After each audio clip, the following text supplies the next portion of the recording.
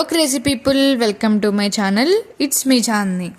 Hi అండి, welcome to my channel. It's me Chandini. ఈరోజు video వచ్చేసి మనం ఎలక్షన్లో ఓట్ అనేది వేసే ముందు అసలు మనం ఆలోచించాల్సిన విషయాలేంటి, మనం తెలుసుకోవాల్సిన విషయాలేంటి, మన రాష్ట్రాన్ని తీసుకెళ్ళి మనం ఒకరి చేతుల్లో అథారిటీ పెడుతున్నామంటే మనం ఏం ఆలోచించాలి, what are the key points to think before you cast your vote. So స్టార్టింగ్లో వీడియోకి వెళ్ళే ముందు ఫస్ట్ పాయింట్ వచ్చేసి మీరు ఏం ఆలోచించాలంటే, మనం ఎవరికైతే అధికారం ఇవ్వబోతున్నామో is he the right person to take up the state. అంటే ఇప్పుడు మనకు ఒక పాస్పోర్ట్ మనం అప్లై చేస్తే, మనకి పాస్పోర్ట్ రావాలన్నా లేకపోతే మనం ఒక జాబ్కి అప్లై చేస్తే ఆ జాబ్లో కానీ మనకి ఎంత బ్యాక్గ్రౌండ్ వెరిఫికేషన్ చేస్తారు చెప్పండి. మన మీద ఏమన్నా పోలీస్ కేసులు ఉన్నాయా, లేకపోతే ఏదన్నా ఇష్యూస్ ఉన్నాయా, ఎక్కడైనా ఎఫ్ఐఆర్ ఫైల్ అయిందా, 1, 2, 3 అనే విషయాలు కాదు. మన ఇంటికి వచ్చి మరీ కానిస్టేబుల్ మన పాస్పోర్ట్ వెరిఫికేషన్ చేస్తారు. ఆ ప్రాసెస్ అందరికీ తెలిసిందే. ఆఫ్టర్ ఆల్ పాస్పోర్ట్కి జాబ్కి వాళ్ళంతా వెరిఫికేషన్ చేస్తే మన రాష్ట్రాన్ని తీసుకెళ్ళి ఒక పర్సన్ చేతుల్లో పెడుతున్నామంటే ఆ పర్సన్ గురించి మనం ఎంత ఆలోచించాలి, లైక్ ఆ పర్సన్ గురించి మనం ఎంత ఎంక్వైరీ చేయాలి, లైక్ ఆ పర్సన్ ఫిట్టా, మనకి ఆల్ రావడం వల్ల మనకి యూజ్ ఏంటి, నీకు పర్సనల్గా నీకు అండ్ నీ స్టేట్కి వాళ్ళ వల్ల ఉపయోగం ఏమొచ్చింది, లాభాలు ఏంటి, నష్టాలు ఏంటి అని మనం అనలైజ్ చేసుకోవాలి. సో అలా అనలైజ్ చేసుకుని మనం ఓట్ అనేది వేయాలి. సో ఫస్ట్ పాయింట్ వచ్చేసి అనలైజింగ్ అనమాట. ఆ పర్సన్ మీద కేసులు ఉన్నాయా, ఉంటే అది ఎలాంటి కేసెస్, అవి నిజమా కాదా ఏంటని చెప్పి పూర్తిగా అనలైజ్ చేయాలి. ఇప్పుడు జాబ్, ఆఫ్టర్ ఆల్ నీకు జాబ్ ఇచ్చేవాడే నీ మీద ఏమైనా కేసులు ఉన్నాయా లేదా అని చెక్ చేస్తున్నాడు. వాడికి నువ్వు కాకపోతే ఇంకొక ఆప్షన్ ఉంటుంది, కానీ సీఎం 5 years మనల్ని ఏలతాడు. సో వాడి చేతుల్లో మన కరెంట్ బిల్స్, మన ట్యాక్స్లు, మన జాబ్స్ అన్నీ ఉంటాయి. సో నువ్వెంత ఆలోచించాలనేది మీరు థింక్ చేసుకోండి. సో సెకండ్ పాయింట్ వచ్చేసి జాబ్స్. ఎవరికి ఓటేస్తే మనం పక్క రాష్ట్రంకి వెళ్ళి వర్క్ చేయకుండా మన రాష్ట్రంలో మన ఇంట్లో ఉండి మనం వర్క్ చేసుకోగలుగుతాం అనేది ఆలోచించండి. ఇక్కడ నేను మాట్లాడేది ఇంట్లో ఉండి వర్క్ చేసుకోవాలనుకుంటే వర్క్ ఫ్రమ్ హోమ్ గురించి కాదండి. ఇప్పుడు మన రాష్ట్రంలో ఎందుకు మనకి ఐటీ కంపెనీస్ లేవు, మనం ఎందుకు మన రాష్ట్రం నుండి వర్క్ చేసుకోలేకపోతున్నాం, పక్క రాష్ట్రాలకి వలస వచ్చి మనం ఇక్కడ ఎందుకు జాబ్ చేసుకోవాల్సి వస్తుంది. ఆంధ్రప్రదేశ్ పీపుల్ అయ్యింది మనం హైదరాబాద్కి వెళ్ళి, చెన్నైకి వెళ్ళి, బెంగళూరుకి వెళ్ళి ఎందుకు వర్క్ చేసుకోవాల్సి వస్తుంది. ఏపీలో ఉండి మనం వర్క్ చేసుకోలేమా, పక్క రాష్ట్రాలకు వచ్చి ఇక్కడ పీజీస్లోను ఫ్లాట్స్లోను రెంట్లు కట్టి ఆ ట్యాక్సీలు పోయి ఈ ట్యాక్సీలు పోయి ఎందుకు ఇక్కడ అంత కష్టపడాల్సి వస్తుంది. పేరెంట్స్కి దూరంగా ఉండి నీ రాష్ట్రంలో ఉండి నువ్వు ఉద్యోగం చేసుకోవడానికి ఎందుకు అవ్వట్లేదు, అది కూడా ఆలోచించండి. ఎవరు వస్తే మన రాష్ట్రానికి జాబ్లు వస్తాయి ఎక్కడ. ఇప్పుడు ప్రతి ఇయర్ ఎన్నో ఇంజనీరింగ్ కాలేజెస్ నుంచి ఎంతోమంది ఇంజనీరింగ్ స్టూడెంట్స్ అనేది పాస్ అవుట్స్ అవుతున్నారు. వాళ్ళందరూ ఏమైపోతున్నారు, బయట సాఫ్ట్వేర్ బాగాలేదనో లేకపోతే బయట మార్కెట్ బాగాలేదనో చాలామంది జాబ్స్ లేకనే ఉంటున్నారు. సో అదే కంపెనీస్ మన రాష్ట్రానికి వస్తే like Microsoft, Accenture, Infosys, IBM ఇలా చాలా కంపెనీస్ ఉన్నాయి. ఎవరు వస్తే మన రాష్ట్రానికి కంపెనీస్ అన్నీ మనకి తీసుకొచ్చి నిరుద్యోగం అనేది లేకుండా చేస్తారనేది ఆలోచించండి. ఎందుకంటే ఇప్పుడు మన రాష్ట్రంలో నిరుద్యోగులు చాలామంది ఉన్నారు, కాకపోతే బయట ఎవరికి తెలీదు అంతే. ఎవరు వస్తే మనకి నిరుద్యోగం అనేది ఉండదు, మనకి స్టేట్కి కంపెనీస్ అనేవి వస్తాయని కూడా మీరు ఆలోచించుకుని వాళ్ళకి ఓట్ చేయండి. అండ్ సెకండ్ పాయింట్ అనేది జాబ్స్. థర్డ్ పాయింట్ వచ్చేసి క్యాపిటల్. అసలు నీకు ఒక కంపెనీ వాడు వచ్చి నీ రాష్ట్రంలో ఇన్వెస్ట్ చేయాలంటే ముందు నీ క్యాపిటల్ చూస్తాడు. నీ క్యాపిటల్ వల్ల వాడి మార్కెట్ ఎలా ఉంటుంది అనేది కూడా చూస్తాడు. సో రాష్ట్రంలో కాదు, దేశంలో, కంట్రీలో, వరల్డ్ వైడ్ ఎక్కడైనా కానీ ఎవడన్నా వచ్చి అక్కడ ఏదైనా పెట్టుకోవాలని అంటే ముందు అక్కడ పెట్టుకుంటే వాడి మార్కెట్ ఎలా ఉంటుంది అని చూస్తాడు. అది కూడా క్యాపిటల్ బట్టి చూస్తాడు. సో ఇప్పుడు నేను వాళ్ళు వస్తే మనకి క్యాపిటల్ వస్తుంది, వీళ్ళు వస్తే నేను ఇక్కడ వీడియోలో చెప్తున్నాను కదండి, నేను ఏ పార్టీకి సపోర్ట్ కాదు. నైదర్ వైసీపీ నార్ టీడీపీ జనసేన, నైదర్ ఏ పార్టీకి సపోర్ట్ కాదు. ఒక యంగ్స్టర్ కానీ లేకపోతే ఒక నార్మల్ ఓటు హక్కు ఉన్న ప్రతి ఒక్కరు ఓటేసే ముందు ఇవన్నీ ఆలోచించుకోవాలని చెప్పి చేస్తున్న వీడియో, కానీ నేను ఎవరికి సపోర్ట్గా చేయట్లేదు. సో ఇది డిస్క్లైమర్ అనమాట, I'm not supporting any party in this video. Okay, so ఇక్కడ వచ్చేసి క్యాపిటల్. అసలు నీకు క్యాపిటల్ లేకపోతే ఎవడొచ్చి ఇక్కడ కంపెనీ పెడతాడు నాకు అర్థం కాదు. ఇప్పుడు నేనే ఉన్నా, నేను ఒక ప్లేస్లో ఇన్వెస్ట్ చేస్తామంటే అక్కడ ఇన్వెస్ట్ చేయడం వల్ల నా మార్కెట్ ఎలా పెరుగుతుంది అనేది నేను చూసుకుంటా. సో అక్కడ నీకు క్యాపిటలే లేదు, నీకు సరైన మార్కెటింగ్ స్ట్రాటజీ ఏం లేనప్పుడు నేను అక్కడ ఎందుకు వచ్చి కంపెనీ పెట్టాలని చూస్తా. ఫస్ట్ థింగ్, ఆల్రెడీ జరుగుతున్న డెవలప్మెంట్ని ఇంకా ఎక్కడి వరకు అయితే స్టాప్ అయిందో అక్కడ నుంచి తీసుకెళ్ళడానికి మన వాళ్ళకి నామోషి ఎక్కువైపోయింది అనమాట. లైక్ దాన్ని మొత్తం చెడగొట్టాలి, లేకపోతే ఈ పేరు ప్రతిష్ట మొత్తం వాళ్ళ అకౌంట్లోకి వెళ్ళిపోద్ది అనే ఒక ఈగో.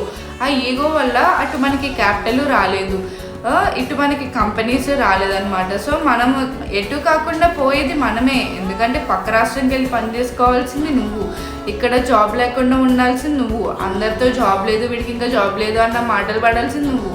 సో ఒక్క ఓటు కోసం అంత దూరం ఖర్చు పెట్టుకుని వెళ్ళి ఏం ఓటేస్తామని మీరు అనుకోవచ్చు. ఎందుకంటే ఇప్పుడు ఆబ్వియస్లీ ఎలక్షన్స్ టైం ఎవరు మార్కెట్ అటు చూసుకుంటాడు కాబట్టి ఆబ్వియస్లీ బస్ టికెట్ కాస్ట్ అవన్నీ ఎక్కువ ఉన్నాయి. నేను ఒప్పుకుంటే అది ఎక్కువ ఉన్నాయని.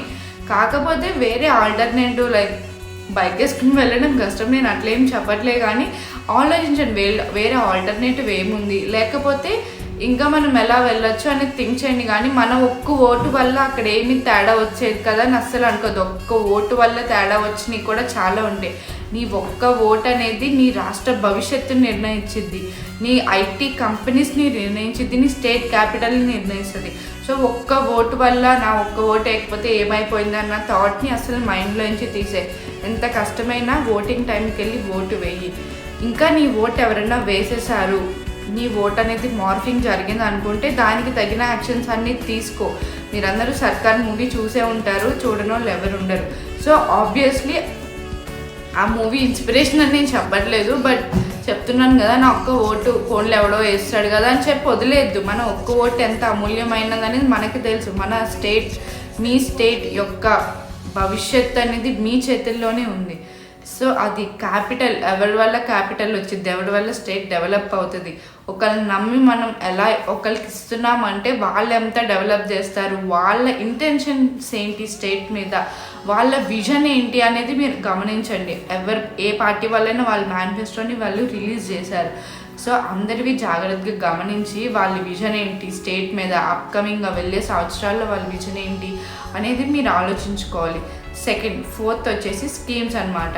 అసలు గవర్నమెంట్ మనకి స్కీమ్స్ ఎందుకు ఇవ్వాలి? నువ్వు బతకాలంటే నీ కాలం మీద నువ్వు బతకలేవా?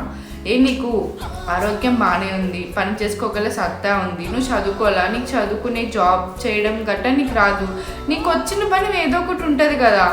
నీ సొంత కాళ్ళ మీద ప్రతి మనిషికి ఏదో ఒక పని వచ్చే ఉంటుంది. ఇప్పుడు ఒక ఐటీ పర్సన్ తీసుకుంటే దానికి ఐటీ పనే వచ్చేది.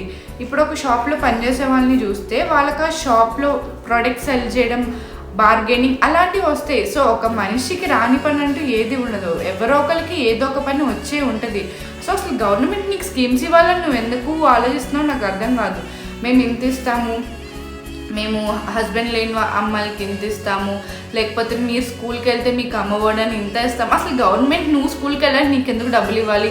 నువ్వు చదువుకుని నువ్వు బాగుపడి నువ్వు జాబ్ తెచ్చుకోవాలంటే అది నువ్వు సొంతంగా ఓన్గా వెళ్ళి చదువుకో. నీకు ఖర్చు ఎక్కువ అవుతుందంటే గవర్నమెంట్ రియంబర్స్మెంట్ ఇస్తుంది, లేకపోతే వెళ్ళి గవర్నమెంట్ స్కూల్లో చదువుకో, అక్కడ స్టడీస్ ఫ్రీయే. నువ్వు స్కూల్కి వెళ్ళాలంటే గవర్నమెంట్ నీకు ఎందుకు పే చేయాలి? నీకు ఇంట్లో అమ్మ మంచిగా స్కూల్ బాక్స్ పెట్టిస్తుంది, తీసుకుని వెళ్ళి తినేసి టైంకి చదువుకుని రా. నీకు నిజంగానే అక్కడ స్టడీస్ బాగోకపోతే వేరే ఆల్టర్నేటివ్ చూడు. అసలు గవర్నమెంట్ నుంచి నీకు ఒక స్కీమ్ రావాలి అని నువ్వు ఎక్స్పెక్ట్ చేయకు. పెన్షన్ రావాలి, ఎందుకంటే ముసలిలో ఒక ఏజ్ వచ్చాక వాళ్ళు వెళ్ళి కష్టపడే ఓపిక ఉండదు. కొంతమంది వాళ్ళ ఫ్యామిలీ వాళ్ళు సరిగ్గా చూసుకోకపోవచ్చు, అదంతా ఓకే, పెన్షన్ వచ్చింది, అది నేను ఒప్పుకుంటాను.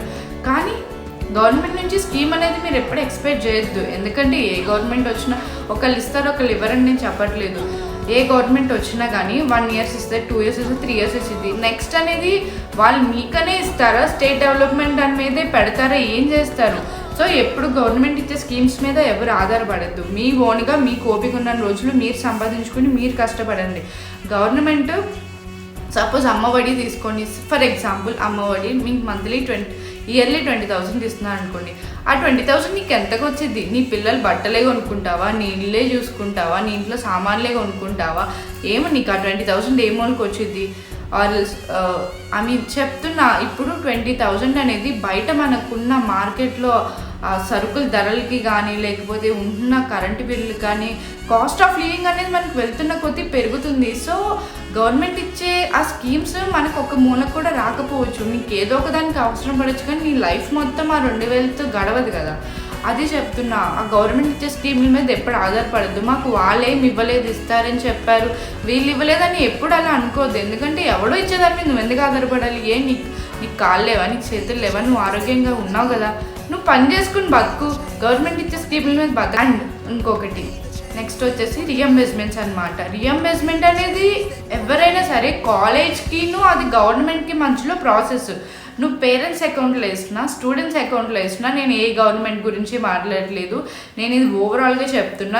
రియంబర్స్మెంట్ అనేది ఎప్పుడు గవర్నమెంట్కి కాలేజ్కి మధ్యన ఉండాల్సిన కమిట్మెంట్. అది నువ్వు స్టూడెంట్స్ అకౌంట్స్కో పేరెంట్స్ అకౌంట్స్కి వేస్తే ఆబ్వియస్లీ అది ఉండదు. స్టూడెంట్ అనేవాడు జల్సాలు, వాడి ఖర్చులు, వాడి ఓన్ ఆఫ్ ఎంజాయింగ్ చూసుకుంటాడు. పేరెంట్స్ అంటే వాళ్ళ ఇంట్లో ఖర్చులు ఉంటాయి, వాళ్ళకి ఇబ్బందులు ఉంటాయి, అవి చూసుకుంటారు. అదే నువ్వు డైరెక్ట్ కాలేజ్ అకౌంట్కి వేస్తే రేపు పొద్దున్న గవర్నమెంట్ ఇవ్వలేకపోయినా కాలేజ్ వాడు వెళ్ళి గవర్నమెంట్ని క్వశ్చన్ చేస్తాడు కానీ స్టూడెంట్ని క్వశ్చన్ చేయడు.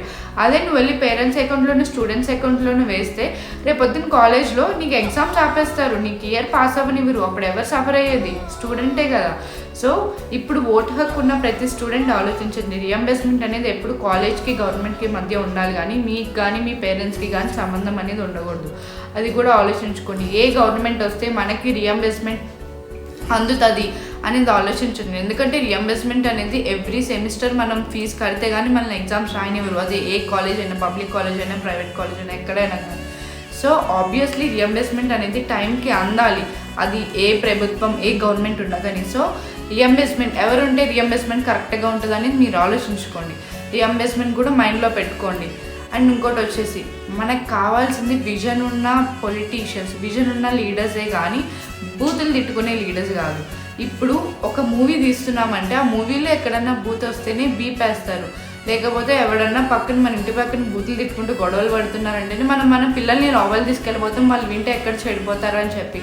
వాళ్ళు బూతులు మాట్లాడే పిల్లలు ఉంటే మనం వాళ్ళతో కనీసం తిరిగినివ్వము. అలాంటిది ఒక పొలిటీషియన్స్ అయ్యుండి ఒక పెద్ద ఎంపీ స్టేజ్లో, ఎమ్మెల్యే స్టేజ్లో, అంత పెద్ద స్టేజ్లో ఉండి బూతులు మాట్లాడే వాళ్ళకా మనం సీట్ ఇచ్చేది. సీట్ కాదు, మనం ఎలక్ట్ చేసుకునేది. అలాంటి వాళ్ళని మనం గెలిపించుకుని మన నెత్తి మీద కూర్చోబెట్టుకుని మన దేశాన్ని మన రాష్ట్రాన్ని పాలించమని చెప్పేది అలాంటి వాళ్ళ కాదు కదా. మంచిగా ఒక వాల్యూ ఉండాలి. మనం ఒకరికి ఓటేస్తున్నామంటే వాళ్ళ విజన్ కానీ, వాళ్ళ వే ఆఫ్ బిహేవియర్ కానీ, వాళ్ళ ఇంటెన్షన్ కానీ అన్నీ చూసి ఇవ్వాలి. కానీ వాడు ఎలా పడితే అలా మాట్లాడే వాళ్ళని మనం నెత్తి మీద కూర్చోబెట్టుకుంటాం. రేపన్న రోజు ఒక పొలిటీషియన్ వచ్చి ఒక పొలిటీషియన్ తిట్టుకుంటున్నారు, ఓకే, రేపన్న రోజు వాడు వచ్చి నువ్వు ఏదైనా తిరగబడితే నిన్ను అనొచ్చు, నువ్వు వరిస్తావా? మనం ఒకరితో పడాల్సిన అవసరం మనకు లేదు, వాళ్ళు తిట్టుకుంటారు. అలా తిట్టుకునే వాడికి మనం ఎందుకు ఇవ్వాలి? ఒక మనిషికి రెస్పెక్ట్ ఇవ్వలేనాడు రేపొద్దున ఒక ప్రజలకి రెస్పెక్ట్ ఏమిస్తాడు? నువ్వు ఒక ఐటీ ఎంప్లాయీ స్థానంలో ఉన్నావు అంటే వేరే ఐటీ ఎంప్లాయీకి నువ్వు పక్కగా రెస్పెక్ట్ ఇచ్చి మాట్లాడతావు. అది ఎక్కడన్నా ఉండేది. ఒక ప్రొఫెషన్లో ఉన్న వాళ్ళు అదే ప్రొఫెషన్లో ఉన్న వాళ్ళకి ఆబ్వియస్లీ రెస్పెక్ట్ ఇస్తారు. ఒక డాక్టర్ ఉన్నాడంటే ఆ డాక్టర్ విలువ తెలుసు కాబట్టి ఆడు వేరే డాక్టర్తో కూడా విలువ ఇచ్చి మాట్లాడతాడు. మనిషికి విలువ ఇచ్చి రెస్పెక్ట్ ఇచ్చి మాట్లాడుకుంటాం. ఒక పొలిటీషియన్ అయ్యండి వేరే పొలిటీషియన్ని బూతులు తిడుతూ మాట్లాడే వాళ్ళగా మనం గెలిపించేది. అది ఆలోచించండి. ఒక పొలిటీషియన్ అయ్యండి ఎలా పడితే అలా మాట్లాడే ఒక మనిషిని తక్కువ చేసి రెస్పెక్ట్ లేకుండా ఇష్టం వచ్చినట్టు నోటికి ఎంత వస్తే అంత తిట్టే వాళ్ళన్నా మనం గెలిపించుకుని మనం అధికారం ఇచ్చేది. అది కూడా ఆలోచించుకోండి. ఒక్కొక్క పాయింట్ని గమనించుకుని ఎవరిలో అయితే ఇలాంటి క్వాలిటీస్ లేవు అనుకుంటారో వాళ్ళని మీరు ఎలెక్ట్ చేసుకోండి. ఇక్కడ నేను ఒకళ్ళని చేసుకోండి, వీళ్ళని చేసుకోండి, వాళ్ళని చేసుకోండి అని నేను చెప్పను. నేను చెప్పే క్వాలిటీస్ అన్నీ ఒక్కసారి ఆలోచించి గమనించండి. రేపన్న రోజు ఒక అమ్మాయికి ఏదైనా ఇన్సిడెంట్ జరిగింది అనుకోండి, సపోజ్ గీతాంజలి అనే అమ్మాయి గురించి మీ అందరికీ తెలిసే ఉంటుంది. ఆ అమ్మాయిని తీసుకోండి, ఆ అమ్మాయికి న్యాయం జరిగిందా? తను చనిపోయిందని మనం వింటున్నాం, కానీ ఎలా చనిపోయిందో ఎవరికీ తెలీదు, స్టిల్ ఇప్పటికీ తెలీదు. దాని గురించి గవర్నమెంట్ ఏం చర్చ తీసుకుంది? దాని గురించి గవర్నమెంట్ అనేది అసలు ముందుకు వచ్చి ఏం జరిగింది ఇన్వెస్టిగేట్ చేసిందా? ఆ అమ్మాయికి న్యాయం జరిగిందా? తనకి 2 పిల్లలు, ఆ 2 పిల్లలకి అసలు న్యాయం జరిగిందా? వాళ్ళు మదర్ లేని అమ్మాయిలు అయిపోయారు. కనీసం వాళ్ళకి న్యాయం జరిగితే ఆ కుటుంబమైనా హ్యాపీగా ఫీల్ అయింది. కనీసం అదన్నా ఒక అమాయకురాలైన ఆడపిల్లకి న్యాయం చేయలేని సీఎం ఉంటే ఎంత, ఊడితే ఎంత శర్మ గారు. చేతగాని వ్యవస్థలో చేతగాని సీఎం. ఇది కాదండి ప్రజలు కోరుకునేది. లక్షల కోట్లు, కొన్ని ప్రాజెక్టులు, ఇంత బియ్యం, ఇంత కరెంట్. ఇది కాదండి మార్పు కోరుకుంటున్నారు. వ్యవస్థలో మార్పు. విధానాల్లో మార్పు, రాజకీయాల్లో మార్పు. గవర్నమెంట్, నేను ఒక గవర్నమెంట్ అనేది ప్రశ్నించట్లేదు. ఒక అమ్మాయికి అన్యాయం జరిగితే వెంటనే యాక్షన్ తీసుకుని గవర్నమెంట్ ఏది అని మీరు ఆలోచించుకోండి. మనం అప్పుడు సుగాలి ప్రీతి ఇన్సిడెంట్ చూసాం, next Geethanjali and next Sunitha గారి ఇన్సిడెంట్ కూడా మీ అందరికీ తెలిసిందే. ఇక్కడ నేమ్స్ ఎందుకు మెన్షన్ చేస్తున్నా అంటే ఒక ఇన్సిడెంట్ జరిగాక గవర్నమెంట్ ఎలా రెస్పాండ్ అవుతుంది అమ్మాయి విషయంలో. ఎందుకంటే ఒక అమ్మాయి అక్కడ నష్టపోయిందంటే ఆబ్వియస్లీ న్యూస్లో ఎలా చెప్తారనేది మనందరికీ తెలుసు. అది అక్కడ ఏం జరిగిందనేది ఆబ్వియస్లీ ఎవరికి తెలియదు. ఎవరి ఇష్టం వచ్చిన కథనాలు వాళ్ళు రాసుకుని అమ్మాయిని బ్యాడ్ చేయడం, అమ్మాయిని ఫ్యామిలీని బ్యాడ్ చేయడం, లేకపోతే ఇంకా అలా డిఫరెంట్ అక్కడ జరిగింది ఒకటైతే ఇష్యూని వేరే వైపు తీసుకెళ్ళిపోయి అటు డైవర్ట్ చేసేస్తారు. అంతేగాని అసలు అక్కడ ఏం జరిగిందనేది ఇన్వెస్టిగేషన్ కోసం ఎవరు ముందుకు రావట్లేదు. నా పాయింట్ అది. ఇప్పుడు సొంత ఇంట్లో న్యాయం చేసుకోలేనాడు రోడ్డు మీద అమ్మాయిని న్యాయం ఎలా చేస్తాడని మీరు ఆలోచించండి, అందరు ఆలోచించుకోవాలి. సొంత ఇంట్లో న్యాయం చేసుకోలేనాడు రేపొద్దు నీకేదైనా జరిగితే న్యాయం ఎలా చేస్తాడు ఆలోచించండి. ఇప్పుడు ప్రజలకు ఏదన్నా అవసరం అయింది, ఏదన్నా ఇష్యూస్ వచ్చాయి, బాగా రాష్ట్రానికి అనేది కరువు అని నేను అనట్లేదు, కానీ ఏదన్నా బాగా ఇబ్బంది వచ్చింది, తన సొంత జేబులో నుంచి డబ్బులు పెట్టేవాడిని మీరు ఎన్నుకోండి. ఎందుకంటే ఇప్పుడు ఎవరు సొంతంగా డబ్బులు పెడుతున్నారంటే నిజంగా తనకి రాష్ట్రం పట్ల ప్రజల పట్ల మంచి ఇంటెన్షన్ ఉంది, స్టేట్ డెవలప్ అవ్వాలి అన్న ఇంటెన్షన్ ఉన్నవాడే ఎంతకైనా పెట్టాలి, ఎంతకైనా తెగించాలి, ఎంతైనా నా రాష్ట్రం బాగుండాలని ఉంటాడు. సో వాళ్ళు ఏమైపోయినా పర్లేదు, నేను నా కుటుంబం బాగుండాలి, నేను నా ఎంపీలు బాగుండాలి, నేను నా ఎమ్మెల్యేలు బాగుండాలి అనుకునేవాడు రేపొద్దు నీకు ఏదైనా అయితే ముందుకు రాడు. ఆడి డబ్బులు ₹1 పెట్టాలని కూడా చూడ్డు. సో మీరు ఓటేసే ముందు అది కూడా ఆలోచించండి. మన ఇంటి రేపు మనకి ఏదన్నా జరిగితే మనకంటూ ఈ ప్రభుత్వం ఉంటే న్యాయం జరిగిద్దా? సో అదొకటి ఆలోచించుకోండి. అండ్ నెక్స్ట్ ఇష్యూ వచ్చేసి, రేపు మీకు ఏదన్నా ఇన్సిడెంట్ జరిగిందనుకోండి, క్యాస్ట్ కానీ రిలీజన్ కానీ ఏది చూడకుండా మీకంటూ వచ్చి హెల్ప్ చేసే నాయకుడిని మీరు ఎంచుకోండి. సపోజ్ ఒక నాయకుడిని తీసుకోండి, వాళ్ళు ఏదన్నా సపోజ్ ఒక ఎక్స్ క్యాస్ట్ అనుకోండి, వాళ్ళు ఆబ్వియస్లీ వేరే ఎక్స్ క్యాస్టోడికి కష్టం వస్తేనే చూస్తాయి కానీ ఒక వై క్యాస్టోడికి కష్టం వస్తే చూడ్డు. సో అలాంటి వాళ్ళకి మీరు ఓట్ చేయొద్దు. ఎందుకంటే క్యాస్ట్ ఫీలింగ్ లేకుండా ఏ క్యాస్టోడికి కష్టం వచ్చినా వాడు ముందుకెళ్ళి హెల్ప్ చేయాలి. క్యాస్ట్ ఫీలింగ్ కానీ రిలీజియన్ ఫీలింగ్ కానీ, ఆడ ఎస్సీ అయితే ఏంటి, ఓసీ అయితే ఏంటి, బీసీ అయితే ఏంటి, ఒక హ్యూమన్ బీయింగ్గా ఒక రాష్ట్రంలో వాడికి కష్టం వచ్చిందంటే ఇన్స్టెంట్గా నువ్వు రెస్పాండ్ అయ్యి ఇన్వెస్టిగేషన్ చేసి వాడికి హెల్ప్ చేయాలి అంతే. ఇప్పుడు ఓన్గా నేనే ఉన్నాను అనుకోండి, సపోజ్ నేను ఏదైనా పదవిలో ఉన్నాను, నా ఇంట్లోనే ఒకటి తప్పు చేశాడు, కానీ నా మనిషి అని నేను సరిదిద్దుకుపోయి తప్పు నా సైడ్ ఉన్నా అవతల పర్సన్దే తప్పని వాళ్ళని శిక్షించే వాళ్ళని మీరు అస్సలు ఎన్నుకోవద్దు. తప్పు వాళ్ళ సైడ్ ఉన్నా కానీ వాళ్ళ సైడ్ నుంచి వాళ్ళు మిస్టేక్ చేసి వాళ్ళ సైడ్ వాళ్ళ ఫ్యామిలీ మెంబర్ అయినా కానీ యాక్షన్ తీసుకున్న పర్సన్ని మీరు సెలెక్ట్ చేసుకోండి.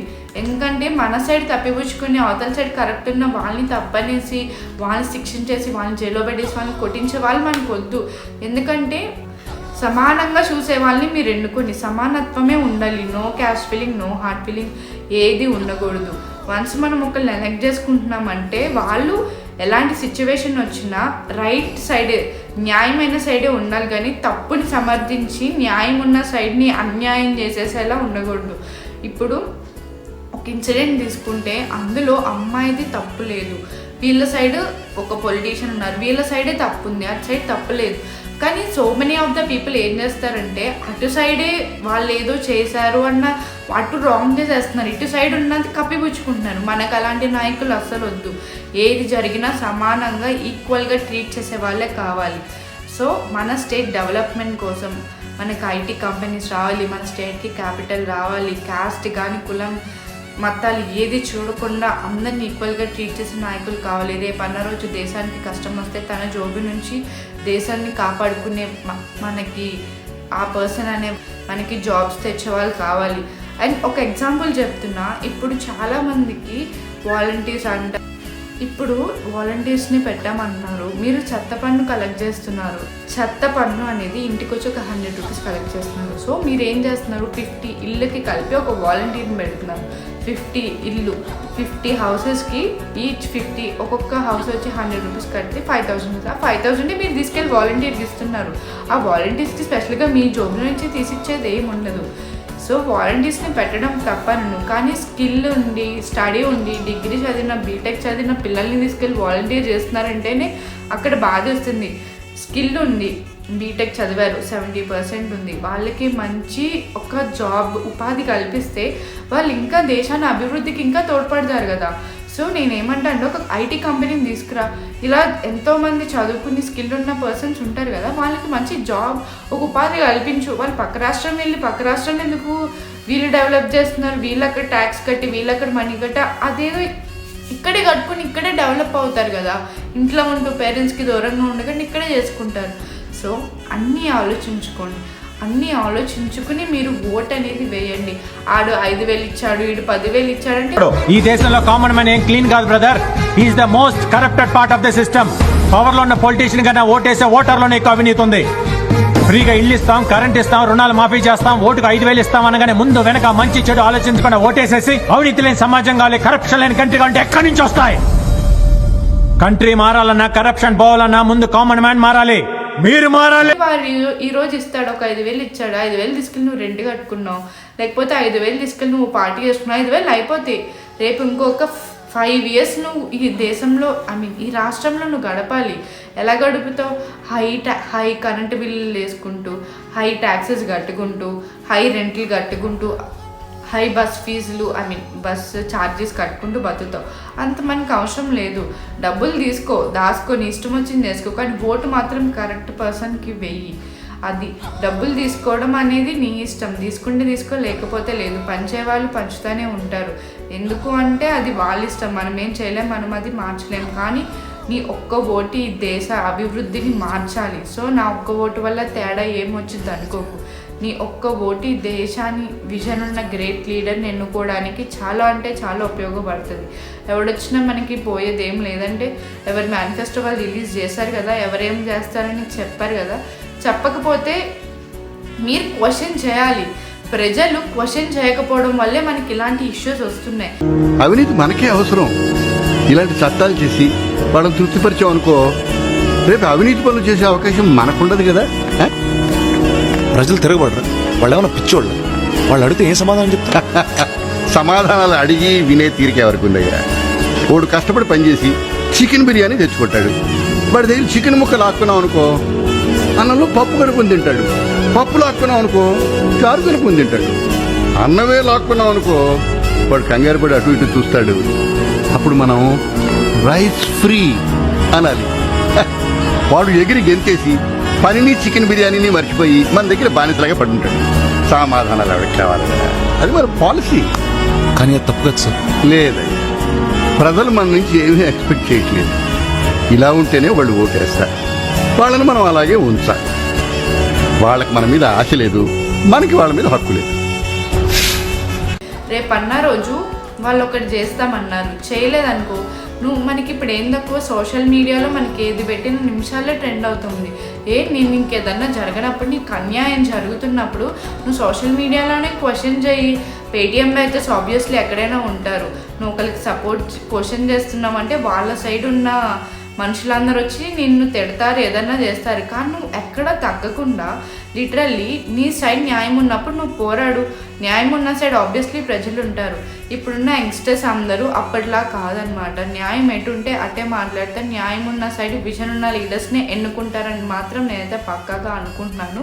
So vote for better change, vote for that great Andhra Pradesh. మళ్ళీ చెప్తున్నా, నేను ఇందులో ఏ పార్టీని నేను సపోర్ట్ చేయట్లేదు. నేను జస్ట్ మన ఆంధ్రప్రదేశ్లో అబ్జర్వ్ చేసిన లూప్ హోల్స్ అన్నీ నేనైతే గమనిస్తున్నాను. సో ఒకళ్ళు వచ్చి మీకు ఫ్రీగా ఇవిస్తాం అవిస్తామంటే ఫస్ట్ మీకు ఫ్రీగానే ఇస్తారు ఎవరైనా, తర్వాత ఆ ఫ్రీగా ఇచ్చిన దాన్ని కవర్ చేసుకునేది మీ దగ్గర నుంచే. ఇప్పుడు మనం చాలా స్కీములు అనేవి అందుకుంటున్నాం. అవన్నీ ఎక్కడి నుంచి అందుకున్నాం? ఫస్ట్ నీకు వాళ్ళ డబ్బుల నుంచే పెట్టారు. నెక్స్ట్ వాళ్ళు పెట్టినవన్నీ నీ దగ్గర నుంచే ట్యాక్సీలను, కరెంట్ ఛార్జీలను, బస్ ఛార్జీలను, పెట్రోల్ రేట్లను అలా నీ దగ్గర నుంచే లాక్కున్నారు. నీకు ఒకరు ఫ్రీగా ఇస్తున్నారంటే అమ్మో ఫ్రీయా అనుకుని ఎగేసుకుని తీసుకోవడం కాదు. అలా వాళ్ళకి ఫ్రీకి ఇవ్వడానికి వాళ్ళు ఎక్కడ అప్పులు చేస్తున్నారు, వాళ్ళకి అంత డబ్బులు ఎక్కడి నుంచి వస్తున్నాయని మీరు ఆలోచించాలి. అలా ఆలోచన తక్కువైపోయి గుడ్డు ఎద్దు వెళ్ళి చైర్లో పడినట్టు, బ్లైండ్ ఎద్దు వెళ్ళి చైర్లో పడినట్టు మీరు అలా బ్లైండ్గా వాడు డబ్బులు ఇచ్చాడు, వీడు ఫ్రీగా మనకి ఇది ఇస్తామంటున్నాడు, ఫ్రీగా అది ఇస్తాం. ఎవ్వరు మీకు ఫ్రీగా వాళ్ళ జోబులో నుంచి ఇవ్వరు. ఫస్ట్ అప్పులు చేసి ఇస్తున్నారో లేకపోతే మీ దగ్గర నుంచి లాగుదామని ఇదిలో ఉన్నారో మనకి తెలీదు. ఒకరి దగ్గర నుంచి స్కీమ్ అనేది ఎప్పుడు ఎక్స్పెక్ట్ చేయొద్దు. ఇస్తే తీసుకోండి, కానీ వాళ్ళు ఎక్కడి నుంచి ఇస్తున్నారనేది కూడా మీరు గమనించుకోండి. అండ్ వాళ్ళు చెప్పింది ఏదైనా చేయకపోయినా, మీకు ఎప్పుడన్నా అన్యాయం జరిగినా సోషల్ మీడియా కానీ డైరెక్ట్గా కానీ కేసు అన్న ఫైల్ చేసుకోండి, లేకపోతే సోషల్ మీడియాలో అన్న మీరు అడిగే హక్కు మీకు ఉంది. యాజ్ ఏ యూత్గా మీరే ఇప్పుడు ఆంధ్రప్రదేశ్ చేంజ్కి మీరే మెయిన్ ఇప్పుడు చేయాల్సింది. So great for a vision Andhra Pradesh, vote for a great leader, అదే చెప్పగలను అనుకున్నా. ఈ వీడియోలో ఎటువంటి సపోర్ట్ ఎటువంటి పార్టీకి అయితే లేదు. I'm not any paid promoter. నాకున్న సబ్స్క్రైబర్స్కి నాకెవరు పెయిడ్ ప్రమోషన్ అయితే ఇవ్వరు. నేను నా వాయిస్ చెప్పాలనుకుంటున్నా. I want my voice to be out. So అది చెప్పాను. సో మీరేమనుకుంటున్నారు, నేను ఇంకేదైనా పాయింట్ మిస్ అయితే అది కామెంట్ సెక్షన్లో తెలియజేయండి. అండ్ మీ ఓట్ ఎవరికి అనేది కూడా మీరు నాకు కామెంట్స్లో తెలియజేయండి. నేను ఇప్పుడు ఈ వీడియోలో చెప్పిన క్వాలిటీస్ అన్నీ ఎవరిలో అయితే ఉంటాయి అనుకుంటున్నానో నేనైతే వాళ్ళకే ఓటు వేయబోతున్నాను. నా ఒక్క ఓటు వల్ల ఏం చేంజ్ వచ్చేస్తుందని నేను అనుకోవట్లేదు. నా ఓటు వల్ల నేను ఎక్కడికైనా ట్రావెల్ చేసి వెళ్ళి ఓటేయడానికి అయితే నేను రెడీ. మీలో ఎంతమంది మీ ఓట్ని క్యాస్ట్ చేయడానికి రెడీగా ఉన్నారో నాకు కామెంట్ సెక్షన్లో తెలియజేయండి. So that's all for the video. Thank you. Bye.